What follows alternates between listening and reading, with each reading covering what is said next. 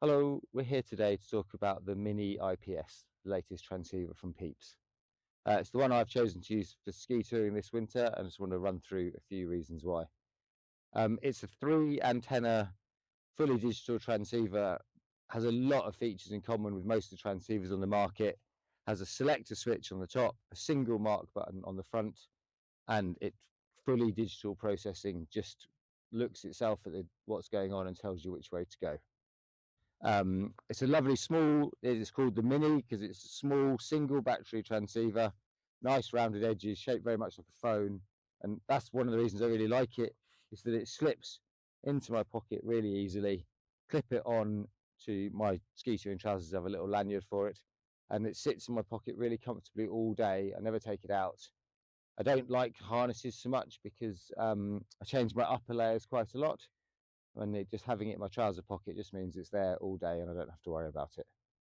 Um, Pieps' technology that they've put in both their transceivers, the IPS, interference protection system, protects the user both in search and transmit modes in different ways to try and eliminate most of the pitfalls that you get with electromagnetic interference. Most of the interference you get comes from other devices that you yourself are carrying. So if you're buried with your phone near your transceiver, the transceiver will try and protect you in that situation. And if you're searching and your transceiver is in another pocket and it's too close, it'll also warn you and change its behavior slightly in that situation. So it's a great transceiver to try and eliminate the real world problems with Avalanche transceiver searching. The tests we're going to do today, we're going to do the standard face-west search pattern, which is one transceiver 50 meters away. So we'll do a full coarse search right down to fine search. Then we mark that transceiver, and there's a second transceiver 15 meters away. And it all going well, it will conceal the first one from you and allow you to go and locate the second transceiver. Whether you can do that in real life is a bit of a question about how many searchers, diggers, shovels that you've got in your party, the resources available to you. And that's a slightly wider question about Avalanche rescue technique, but it's the way the transceivers are designed, and we'll test all those features today. Then we'll do a couple of tests to show you how the interference system works as best we can. Okay, let's get on with it. Okay, so we're here to do the standard face-west search test with the Pieps Mini IPS. So that's the transceiver in close-up, just the mark button on the front and the selector switch on the top. So the selector switch, in most cases you have to move this slide on the top. It's a locking slide to get so you can change the switch. The only time you don't need to do that is when you want to leave search mode and go back into send mode. There's a protection if there's a secondary avalanche. It's a bit awkward to do with one hand, so there's a bit of jiggling around with the camera. But I'll just put it. Well, first of all, I'll turn it on. You turn it on, it goes to its little self-check routine and gives you 5 seconds to activate group check mode, very common in most transceivers. And then it goes into transmit. So it's transmitting, showing you that it's got this graphic. It means it's transmitting, but it's also telling you that it's got multiple antennas to choose from when it is transmitting. Okay, so you don't need to have it in your pocket, and you just wouldn't worry about it all day. And then, if in case of an avalanche, and now to go into search mode, I just do the slide again and move this button one more click to the right.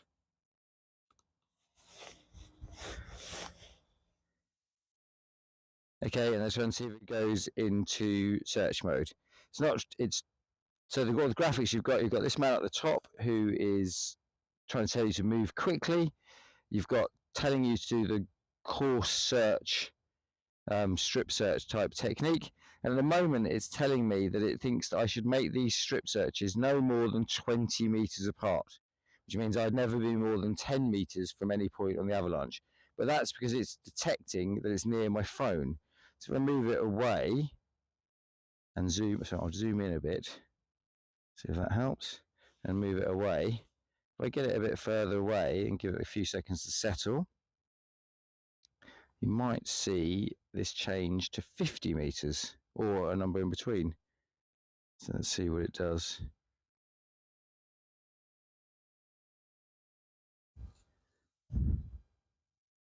Okay, so there it's gone to 35 meters.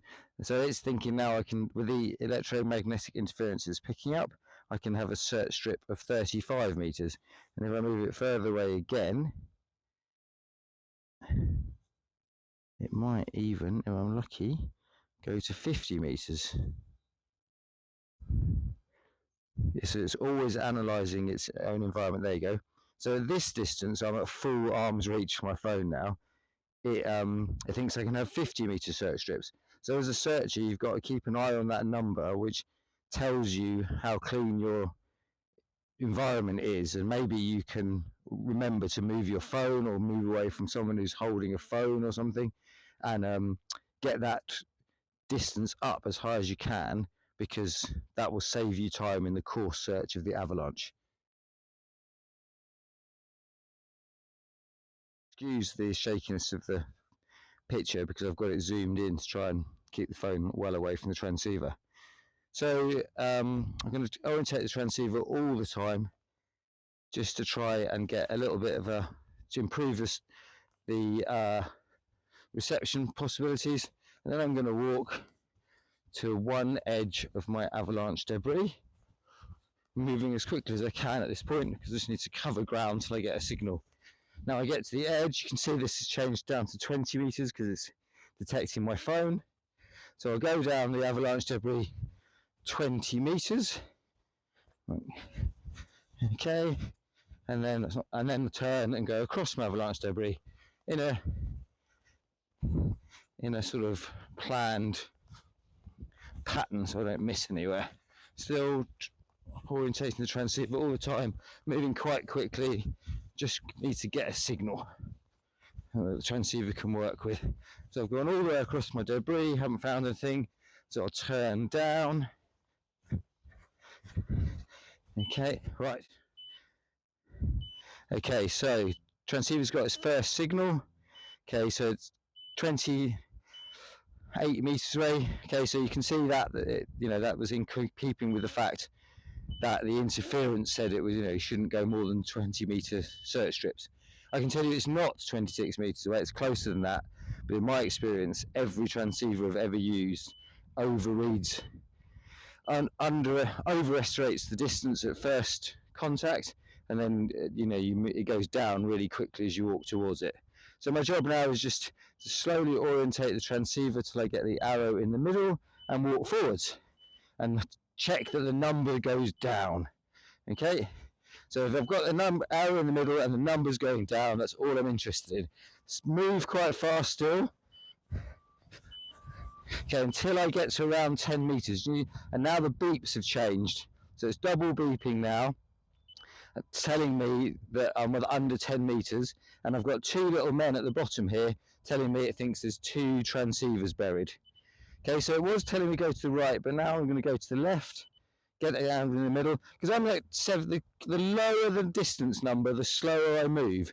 So I'm going to get down. So under 5 meters, I get the flag come up, which tells me I could mark this transceiver if I wanted to, but I'm interested in actually locating it bang on. So now I'm bringing my transceiver right down to close to the ground to eliminate that distance, and still keeping the number in arrows in the middle. And so now it's really important that below 2 meters, or below 3 meters in fact, to move really slowly, because that's the lowest I've got. 4, you can see it in the back of the picture there. So 0.4, that's the lowest I'm going to get, and then I'm going to go up and 0.5. But I just want to show you, if I move too quickly, so let's get, so you'll see me go over the top of the transceiver, but see it's 0.8, you look for where the lowest point in the signal is if I move too quickly. There's the transceiver. Okay, there's the transceiver. So you find that if you move too quickly, the lowest point is just beyond the transceiver. Okay, and then that means that you'll have to dig more, and that slows everything down. Okay, so I get to I'm happy, and I'm going to go to pole search. And what I do now is I'm going to mark this transceiver digitally.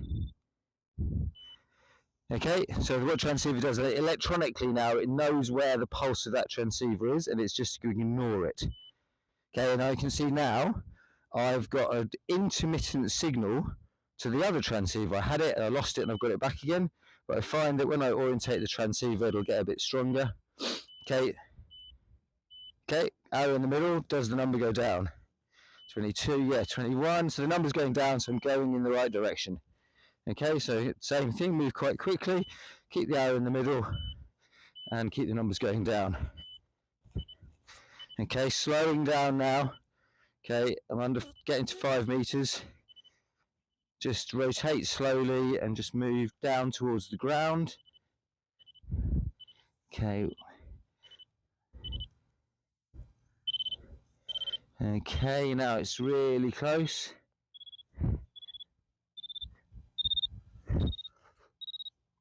There's my lowest there, I'm right over the top of it. Moving away, so come back to my lowest, which is there. Quick sweep left and right, see if I can't get it to go down anymore, which I can't. So that is my spot to dig right there. So now I can mark this second transceiver. Okay, and now the transceiver is not receiving any other information about a third transceiver. It's telling me that there are transceivers marked here, that's what that graphic means, and it's giving me a 20-meter search strip width. Okay, so interestingly there, it's picked up another transceiver, 29 meters that way. Okay, so I'll follow that one, see what happens. 25. Okay, it's moving quickly now because I'm quite a long way away.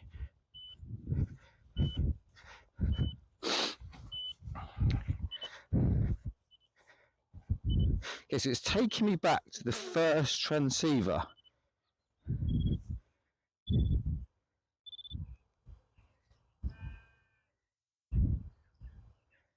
Okay, so somehow there, what happened was the first transceiver became unmarked, which I don't know how that happened, to be honest. Normally I think you have to go out of back into send mode and then out into search mode again to clear the marks.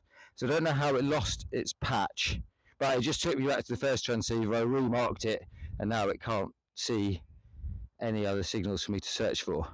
So that's a search demo with the Pieps Mini IPS. Okay, we're now going to do a little interference test using the Mini IPS. So we're going to search for it with this Barriovox 2, and we're going to do a search with the Mini IPS with a phone next to it, without a phone next to it.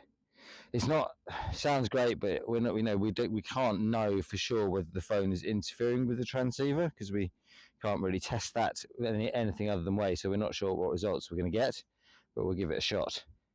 So first thing, we're just going to search mode with this Barriovox 2. Okay, search mode graphic. So it's got a little graphic on it saying, "Oh, be careful, you got no phones near it," and search strip width. So I'll try and move that away, get rid of that graphic I have. Okay, orientate the transceiver. Absolutely nothing. Okay, so I'm going to walk in a straight line towards the transceiver, which isn't obviously how you do it, but it keeps things the same between the tests.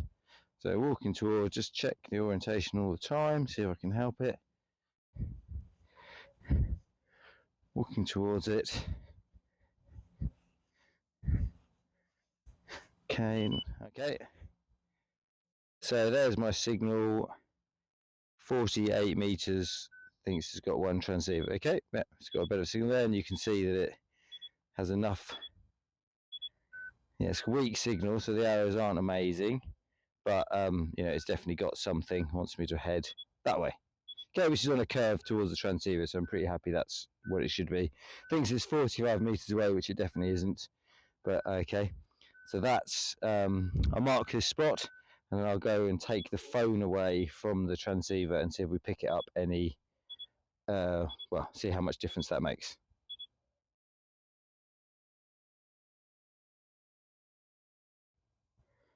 Okay, so I've come back to the same spot, having taken the phone away from being next to the Mini IPS, which is our transmitter, and we'll see if that makes any difference. So I'll just go into search mode. So I've gone to search mode. Okay, and I'm not picking up any signal standing here. Okay, so I'm going to do exactly the same. I'm going to walk towards, in a straight line towards the transceiver. See what happens. Okay, so I've picked up a signal there, a weak signal, probably 8 or 9 meters earlier than I did in the previous test. Even though the number is considerably, it's sort of over 10 meters, saying it's 10 meters further away, it isn't really, it's about 8 meters. So I've picked the transceiver up earlier, so the phone was having an effect on the Mini IPS. It wasn't completely mitigating the fact that it was next to the phone, but we still did pick it up a good sort of 35 meters away, which is pretty good for something that's right next to the phone. It's not that scientific, this test, because we can't eliminate all the variables, but we can say that even when it was next to a phone, we had no problem picking the Mini IPS up at 35 meters. I think it's probably all we can say from that. Okay, so those are the tests with the Pieps Mini IPS. So the conclusions are, in search mode, I think it's a very capable transceiver. It definitely doesn't have the longest range of any transceiver on the market, but it's totally fine, and it's very stable with its left and right information, and into the fine bracketing search as well. So it's a pretty good transceiver to search with, just not the longest range on the market. You know, our fairly non-scientific tests seem to show that if it does do a very good job of protecting you against electromagnetic interference when you are the person buried. So we've had a chat about it, and it seems that nobody is going to be daft enough to put their phone right next to their transceiver in their pocket. And most of the transceivers will warn you if you do that with either a graphic or a noise. But you never know what body position you're going to end up in if you're caught in an avalanche, and you could have your watch or some other device basically next to your transceiver in a way that you didn't expect. So, you know, at that point, the Mini IPS and the Pro IPS do a great job of protecting you from that interference. So I'd really like the size and weight of this transceiver. I think it's very comfortable to carry, and you know, that makes a difference. You won't put it in a backpack, or you'll just forget about it and always have it on you. So that's great. So all in all, pretty good transceiver, the Mini IPS. Would you say thanks for watching? What, in a non-cheesy fashion? I hope you've enjoyed this review, and thanks for watching.